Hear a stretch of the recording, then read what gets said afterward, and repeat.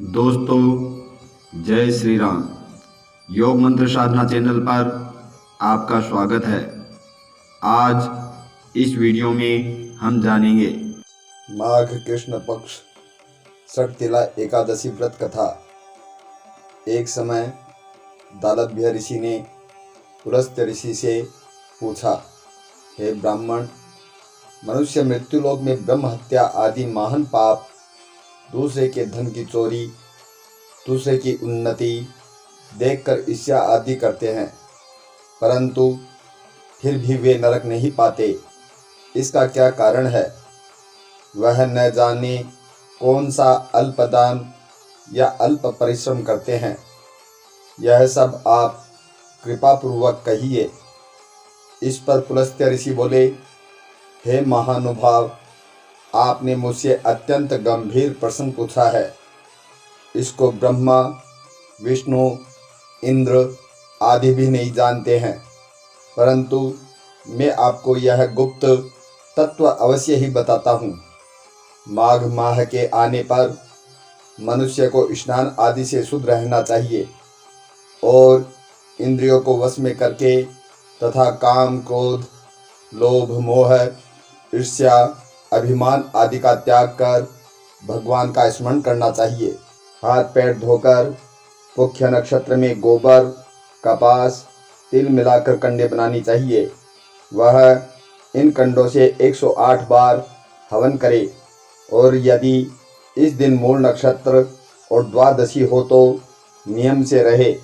स्नान आदि नित्य क्रिया से शुद्ध होकर भगवान की पूजा व कीर्तन करना चाहिए। एकादशी के दिन व्रत और रात्रि को जागरण तथा हवन करना चाहिए। दूसरे दिन धूप दीप नैवेद्य से भगवान की पूजा कर भोग लगाना चाहिए। इस दिन कृष्ण भगवान का पूजन करना चाहिए। पेठा, नारियल, सीताफल या सुपारी सहित अर्घ्य देना चाहिए और स्तुति करनी चाहिए। हे भगवान, आप अशरणों को शरण देने वाले हैं। आप संसार में डूबे हुए का उद्धार कीजिए। हे पुंडरीकाक्ष, हे कमल नेत्रधारी, हे विश्व भगवान, हे जगत गुरु, आप लक्ष्मी जी सहित मेरे इस तुच्छ अर्घ्य को स्वीकार करो। इसके पश्चात ब्राह्मण को जल भरा कुंभ प्रदान करना चाहिए। ब्राह्मण को श्यामा गाय और तिल पात्र भी देना अच्छा है। तिल स्नान और भोजन से श्रेष्ठ है, अतः मनुष्य को तिल दान भी करना चाहिए। इस प्रकार जो मनुष्य जितने तिल का दान करता है वह उतने ही वर्ष स्वर्ग में निवास करता है। तिल स्नान, तिल का उपटन, तिल का हवन, तिलोदक, तिल का भोजन, तिल का दान, यह षटतिला एकादशी कहलाती है। इससे अनेक प्रकार के पाप नष्ट हो जाते हैं। नारद ऋषि बोले, हे भगवान, आपको नमस्कार है। इस षटतिला एकादशी का क्या पुण्य और क्या कथा है, सो कहिए। श्री कृष्ण भगवान बोले, हे नारद, मैं तुमसे आंखों देखी सत्य घटना कहता हूँ। प्राचीन काल में मृत्युलोक में एक ब्राह्मणी थी। वह सदैव व्रत किया करती थी। एक समय वह 1 माह व्रत करती रही। इससे उसका शरीर अत्यंत दुर्बल हो गया, परंतु उसने कभी भी देवताओं तथा ब्राह्मणों को धन तथा अन्न दान नहीं किया। इस प्रकार मैंने सोचा कि इस ब्राह्मणी ने व्रत आदि से अपना शरीर शुद्ध कर लिया है और इसको वैष्णव लोक भी मिल जाएगा, परंतु इसने कभी भी अन्न दान नहीं किया है। इससे इसकी तृप्ति होना कठिन है। ऐसा सोचकर मैं मृत्युलोक में गया और ब्राह्मणी से अन्न मांगा। वह बोली, आप यहाँ किस लिए आए हैं? मैंने कहा, मुझे भिक्षा चाहिए। उसने मुझे एक मृत पिंड दे दिया। मैं उसे लेकर लौट आया। कुछ समय बीतने पर ब्राह्मणी भी शरीर त्याग कर स्वर्ग आई।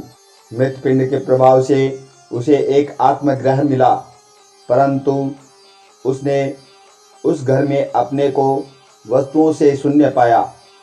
वह मेरे पास आई और बोली, हे भगवान, मैंने अनेकों व्रत आदि से आपकी पूजा की है, परंतु फिर भी मेरा घर वस्तुओं से शून्य है। मैंने कहा, तुम अपने घर जाओ, देव स्त्रियां तुम्हें देखने आएंगी। जब तुम उनसे षटतिला एकादशी का पुण्य और विधि सुन लो, तब ही द्वार खोलना।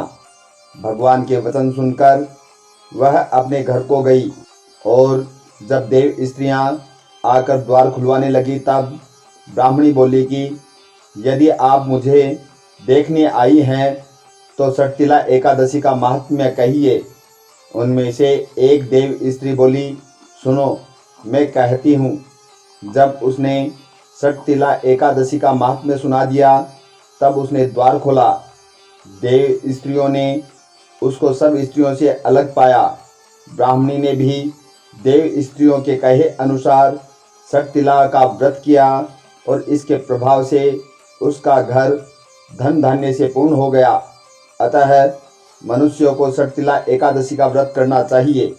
इससे मनुष्यों को जन्म जन्मांतर में आरोग्यता प्राप्त होती है और दरिद्रता नष्ट हो जाती है।